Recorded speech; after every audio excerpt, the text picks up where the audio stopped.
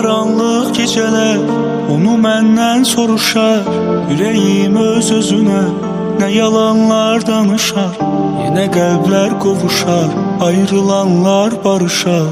Yenə halım pərişan, onu mən gözləyirəm.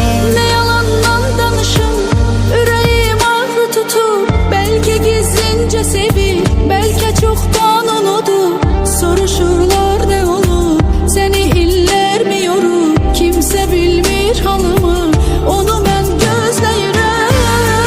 Bitmir geceler, geceler. Rəşid İmamov təqdim edir. Səbret ayırır, bir gün o gelir.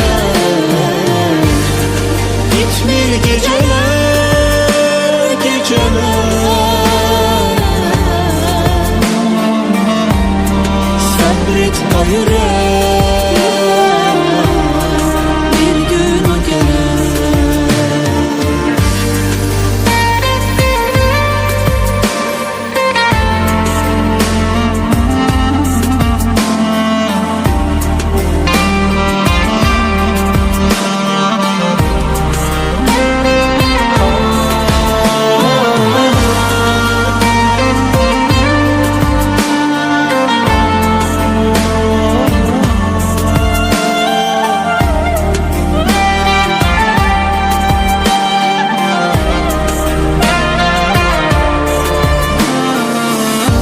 Mərkəzdən uzaq, başqa yerlərdə gəzir.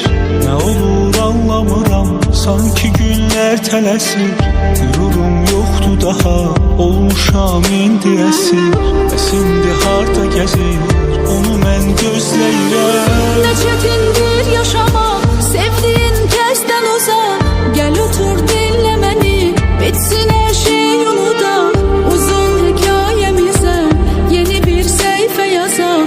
Ne olar gel barışak, seni ben gözləyirəm. Bitmir geceler, geceler. Rəşid İmamov təqdim edir. Səbret ayırır,